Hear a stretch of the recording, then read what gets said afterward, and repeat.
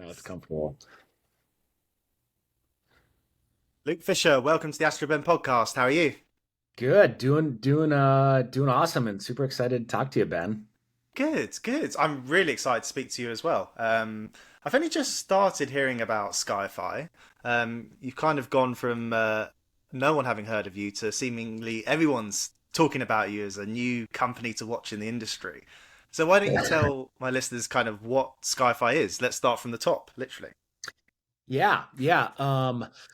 So SkyFi, we're an Earth observation marketplace company. I like to, use analogies a lot, so apologize in advance for everyone. But what we're building, a lot of synergies and similarities out in the non-satellite world. But think of what we are as like Netflix on this marketplace approach, where the satellite operators, drone operators, analytic companies, they are the movie studios of the world, and we are providing this intuitive user interface, great user experience layer that allows us to get out to the masses. When I say us, I mean the Earth observation world, data and imagery. So, an Earth observation marketplace with the goal to, I think the term democratize is way overused in the industry, and we like the term easify. So, we're easifying the access, just making it a little bit easier, a little bit simpler at a price point that's affordable for the masses to use this amazing technology that's flying overhead.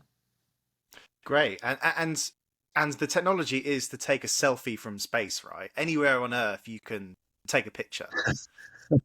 It, not really. That's initially how we kind of advertise ourselves with take a selfie from space, but really it is about impacting change in the world using satellite data, drone imagery, airplane data, analytics to solve a business problem, to ask questions of complex data, to get a transparent view into Earth is what we're doing.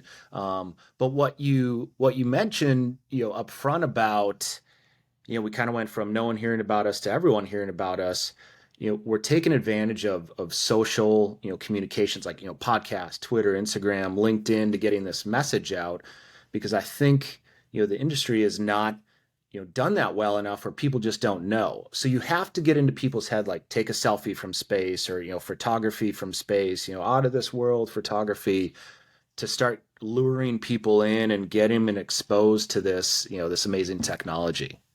Mm. And you make a point of it sort of democratizing the access to satellite imagery. So one assumes it's not too expensive.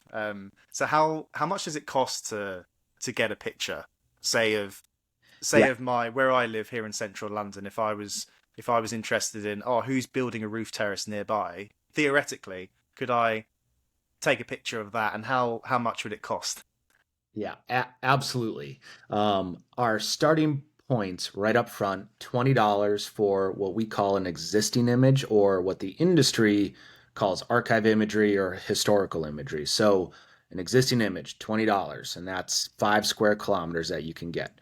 Now, if you want an image in the future, what we call a new image, or what the industry historically is called tasking a satellite, it's about $175 to start with. And so, we are firm believers, price absolutely matters, process absolutely matters. So, those are the two big buckets we're competing in this industry, in this marketplace we're creating. So, yeah, you can do it. Maybe I'll try to do it as we're talking on the podcast because it's super simple. Couple button clicks and you've got an image, either tasked or to get a new image by satellite, or an historical image that's ready, almost instantaneously. That's it's pretty incredible. Like, I mean, you can't go out for dinner in London or New York Yeah. for $100 or 175. What you can, but it's definitely a lot more affordable than historically.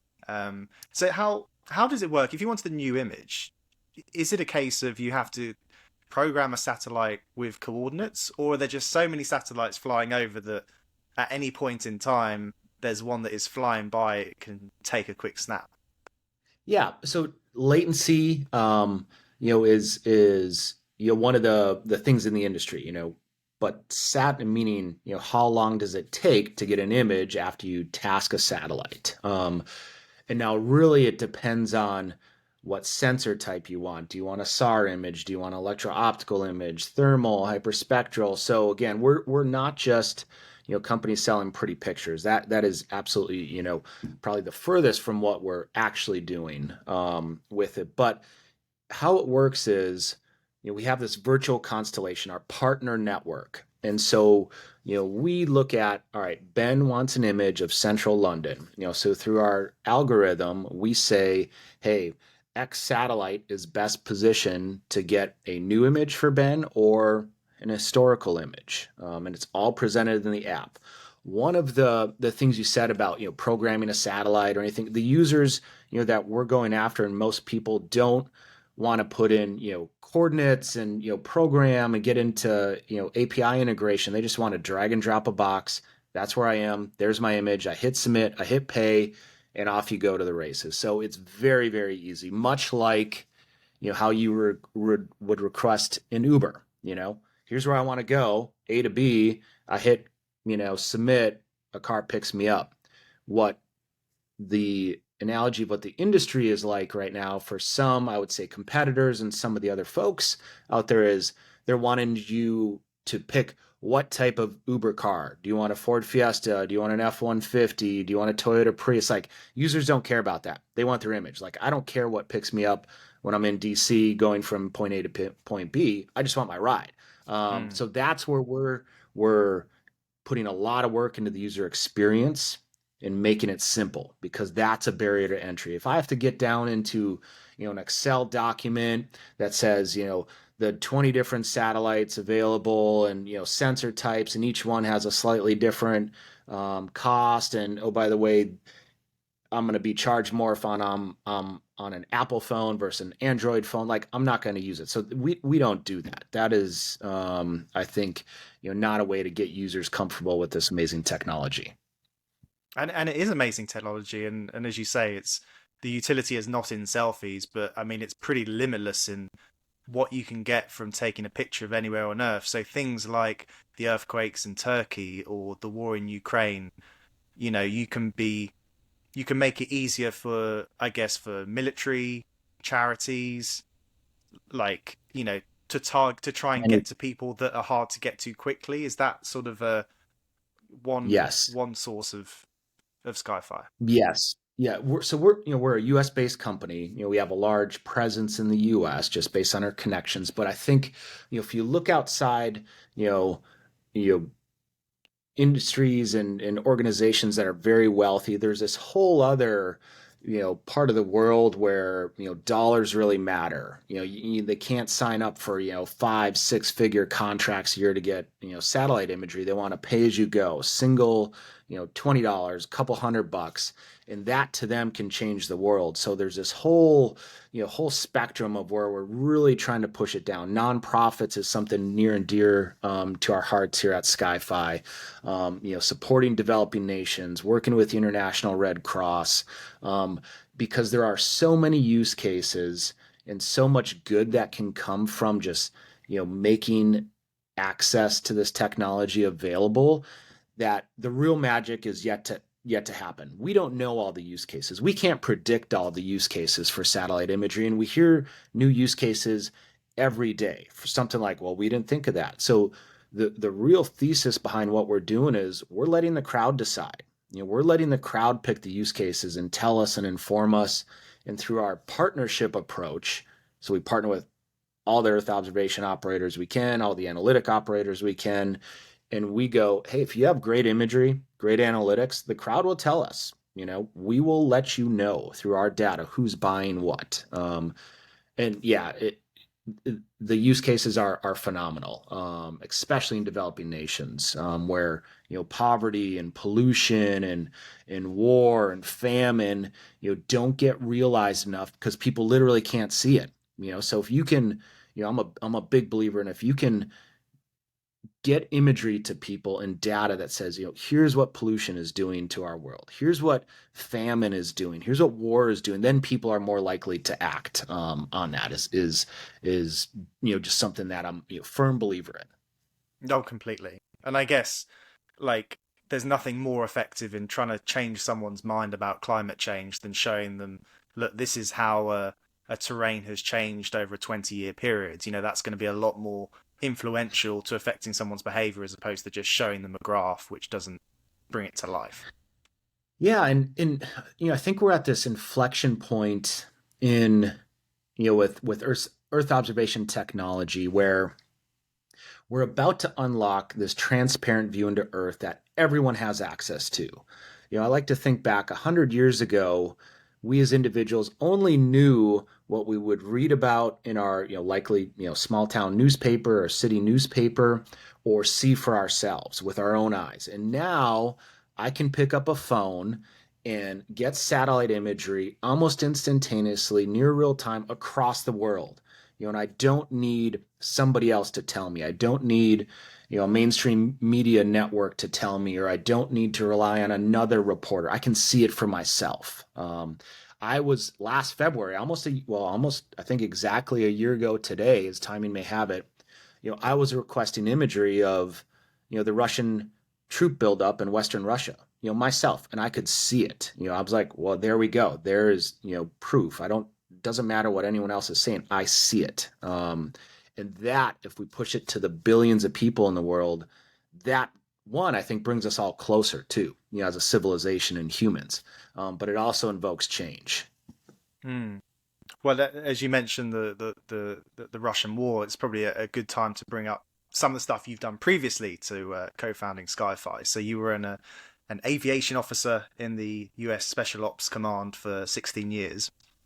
How did that experience help you look differently at the world, and especially, looking at the world from above? Because I know you were sort of involved in aerial vehicles, Yeah. unmanned or uncrewed aerial vehicles from different Yeah. locations.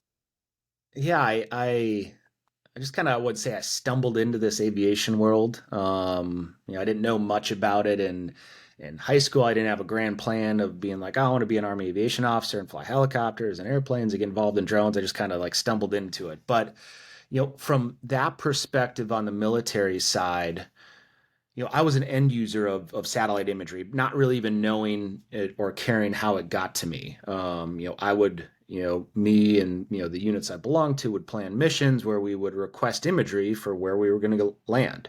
And often that process, took a long time because it was a whole bunch of humans involved. Like if I were to request imagery of X location, there's like 5 people in the chain working with Excel documents called collection managers, and they prioritize assets over time and space.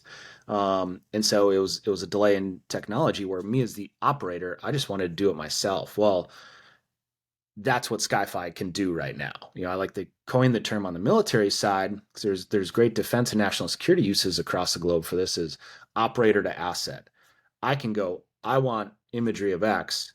I put it in my phone or my laptop or tablet, and then it gets tasked, gets pushed down to me. No other humans involved in this chain. So there's some applications there. But yeah, how I got started and how that I think really influenced me was about problem solving and moving very quickly, especially on the special operations side where you're we go through a trait based selection, and that is designed to filter out the people that are uncomfortable with the unknowns and get the people that are excited about new challenges and solving problems going, hey, I know I don't have all the facts, but I'm going to go solve a problem. And that's really helped me develop over time, and how I look at problems and how we build a team around that and hiring the right people on board, especially when it comes to SkyFi. Because I think most, if not all of us at SkyFi don't come from the Earth observation industry.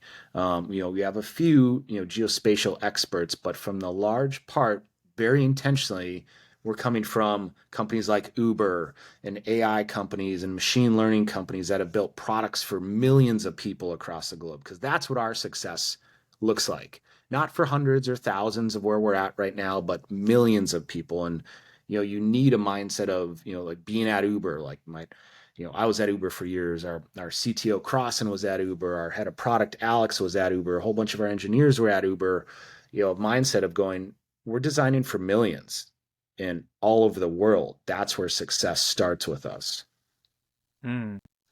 That's super interesting. And I had a look at your team. You've got a fantastic team. I've worked with Peyton, your who's in Yeah. charge of business development. She was on a I did a project with her in the Space Shuttle Advisory Council a couple of years ago. She's great, you know. Yes. So how did you?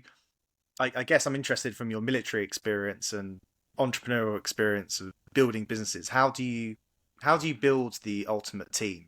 Is it just because you've done it so many times, or did you kind of you build the product first and then attract the best talent? What's your sort of strategy for building dream teams? Yeah, it's all about trait-based selections, going into, the unknown with the right people to the left and right of you going, this is going to be hard. We don't know all the answers, but selecting people for that have a bias to action, going, it is better to, make a 60% decision, 70% decision than waiting weeks and months and having everything perfect. You have to get a product out to the market, so looking for those people that are comfortable with that and not worried about having all the facts before a decision is made. So trait-based hiring is what I'm a big fan at. In the team, a lot of it comes through going through business school and all the other, professional development stuff in the military. The thing that stuck with me the most is, the most important class you can take throughout your life, which isn't graded, it's not listed on any syllabus, is a networking class. How do you build a network of people when it's your time to act, that you can pull on that network genuinely and build a great product or build a great team or get a connection to somebody, because that's what has ultimately got me to SkyFi and how I met Bill Perkins, and the rest of the team. So that is one lesson that I hold strong, is like the power of the network and building that great team. I'm not a fan of, I guess it could work depending on the situation, like building a product, going, hey, everyone who got this cool product, who wants to join?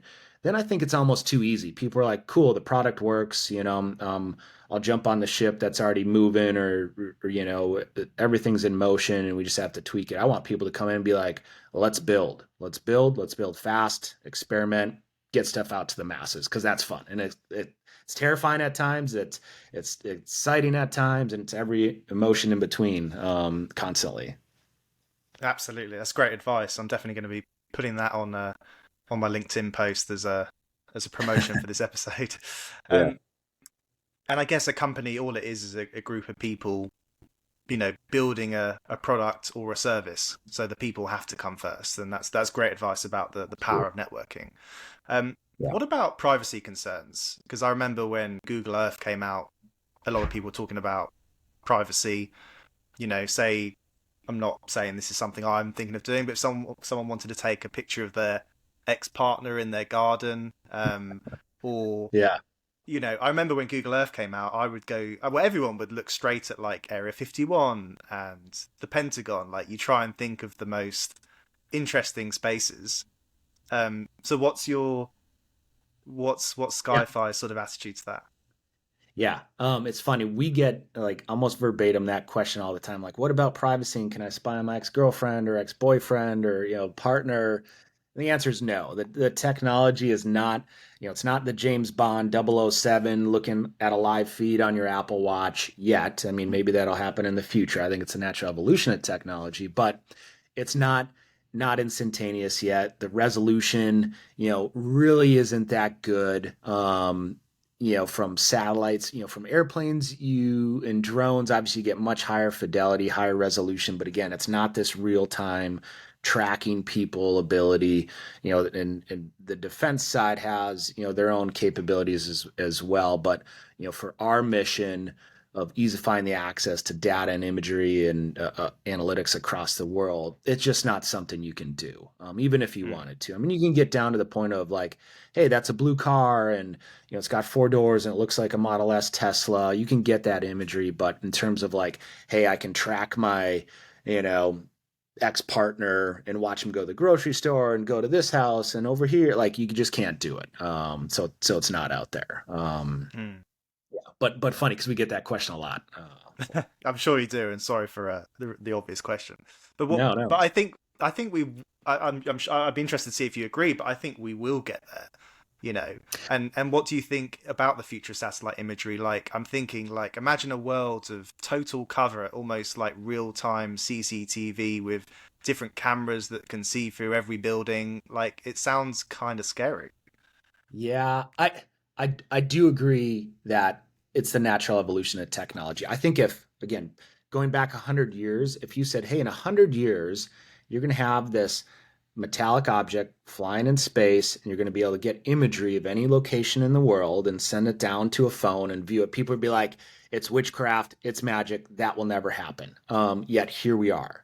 And so I think we're on this, this exponential curve of technology where it will be somewhat inevitable. I think people also, are concerned about, future privacy, but they kind of ignore what, is in our pockets every day and the privacy we're just naturally giving up, for the quality of life that we want, to have Google Maps on demand and know your location and, Instagram photos and LinkedIn posts of where you are and the businesses and, the transmit of data through our phones, is very interesting too if you really look at it. It's very easy to collect cell phone data. There's conferences about collecting cell phone data and selling that. Um, but in terms of what we're doing, I do see an increase. I do see in rapid increase in technology where you're going to have almost instantaneous delivery of satellite imagery and data. There's more satellites going up. I think the last decade there was something like 300-ish satellites going up a year. Now I think the next decade the average is going to be 1,700 a year. And so we're just seeing this massive explosion of unique capability. It's only going to get better and faster and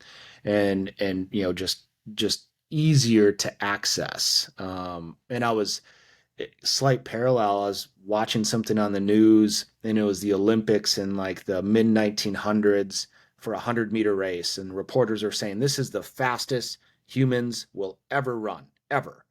And that was the thought, like we've reached peak capacity. Well, obviously that's not true. Just got faster and faster and faster and better and better and better. It's just the natural evolution where we just don't know yet. We don't know what the future lies for us, because I think we're horrible as humans as predicting the future. Maybe in very macro trends, but not in terms of use cases. Like no one would have predicted the Apple iPhone in the 60s, 70s, like it would be a part of your everyday, or Android based phones either. So, and here we are. We rely on them every day.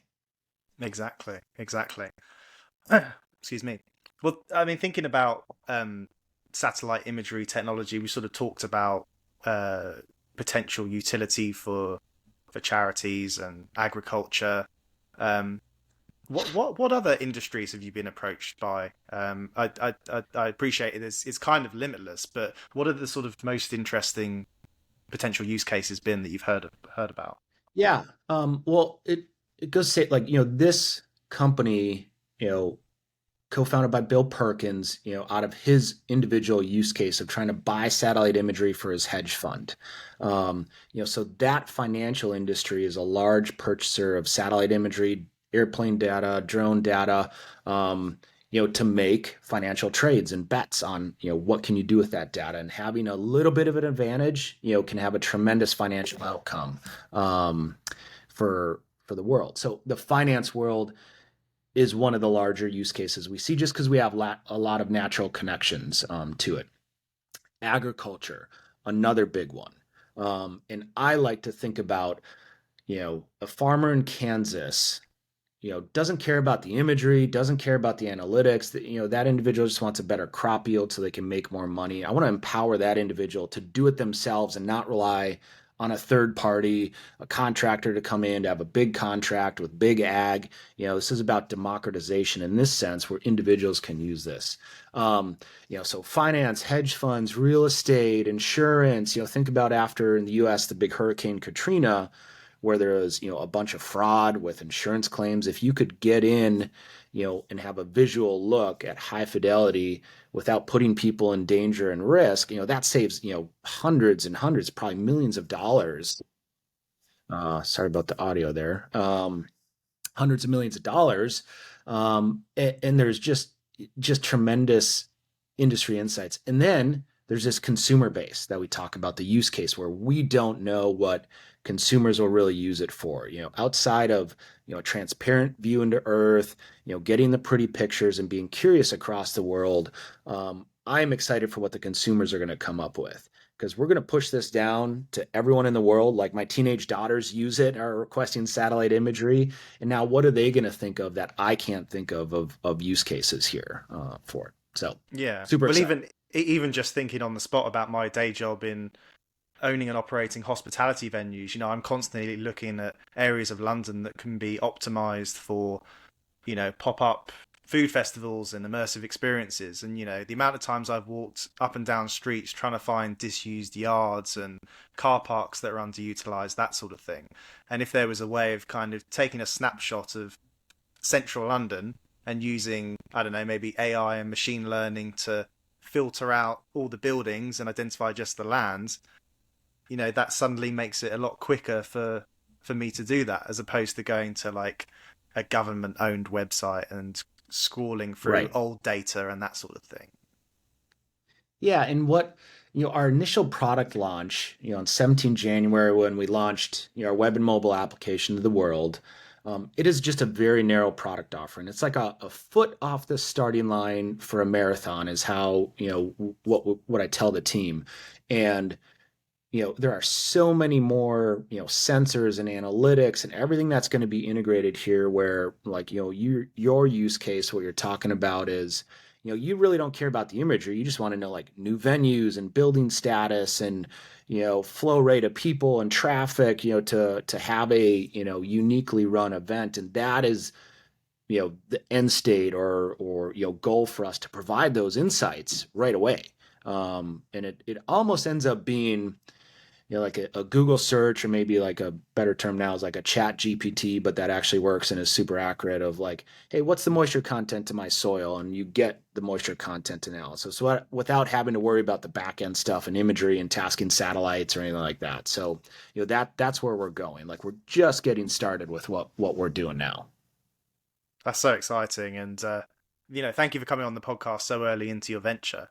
Um, you've had lots of you've had a very illustrious career of lots of entrepreneurial activities, and I'd love to talk to you about all of them. But what are some of the most important lessons that you've learned as being a founder and as a CEO, and how have those lessons sort of shaped what you're doing with SkyFi?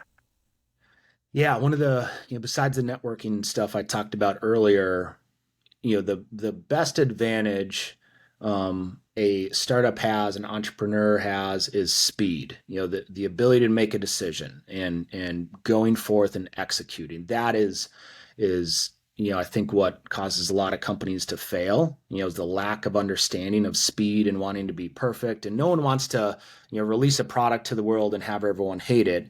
But at some points, you have to be willing to accept some risk. Tremendous risk going.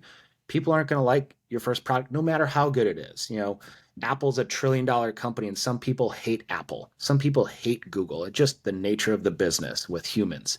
But so it's speed, and then just doubling down on the team that you surround yourself with. Hiring has to be a deliberate process. I think oftentimes there's a rush just to fill seats and bodies, but we are all humans. You have to interact together. We're in this different, post-COVID world where it's a mix of hybrid, remote, in person, and being able to effectively communicate across a team is another thing that comes with hiring the right people. So it's speed, it's getting the right people on the bus, and then it's communication.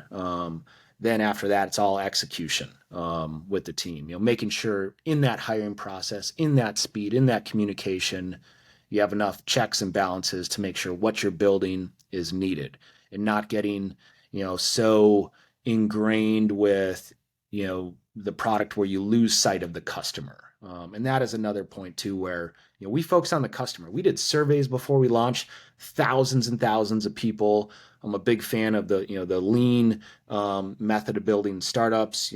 Had some classes with Steve Blank, when I was at business school, and about getting out of the building and talk to people first. And we continually do that with surveys and everything else, because that is very important for it. Keep it customer centric. Absolutely. This Absolutely. might be a stupid question. What happens if the weather's bad? What if I take a picture of London and it's cloudy, which it is 50% of the time? Do I get my $175 back, or do you take another picture? You do. Yeah, we nope, we customer centric. But you brought up clouds. We're Austin based. We have an amazing partnership with a company called Umbra, which has SAR satellites, so synthetic aperture radar. They are coming on the platform very soon. We are testing internally. I did some taskings yesterday with the Umbra team, and it is so phenomenal. SAR allows you to see through clouds. You don't have to worry about it. The fidelity and resolution of what Umbra has built is absolutely phenomenal. Like world-changing technology that is I'm so excited to get it out because now you don't have to worry about clouds. The imagery is fantastic, and what you can do with SAR. I mean, you can get moisture content to soil. You can have look down angles inside of, hangars at the right angles just based on the way SAR operates. So yeah, there's a lot. Long answer to question. We'll definitely give money back. We default to making the customers have a magical experience, whether they get their image or not. Our customer support team, led by a lady named Claire, absolutely phenomenal. Because that's what matters. If the customers are happy, that's success for us. That's fantastic. Where do I sign? Just quick question before you go. I asked quite a few of my guests this. You're obviously spending your time looking back at Earth and taking pictures, but have you thought about going to space yourself? Obviously, you're going to start building. You probably have already a very good network of people in the space industry, and if you got offered a ticket on Blue Origin or SpaceX, Virgin Galactic, anyone else, would you take it? Absolutely. Yeah. Like sign me up, whoever's listening, Elon, Bezos. Yeah, I'm in. Yeah, absolutely. I mean, I can't imagine passing up an opportunity like that. Now, I won't be on the first launch of anything. I've learned that through my aviation career. It's never good to be the first trial on something because there's natural glitches, but absolutely, I'm all in. Good man. Give it 100 flights and then sign us up, eh? Yeah, yeah, yeah. Luke Fisher, thanks very much. Thanks, Ben.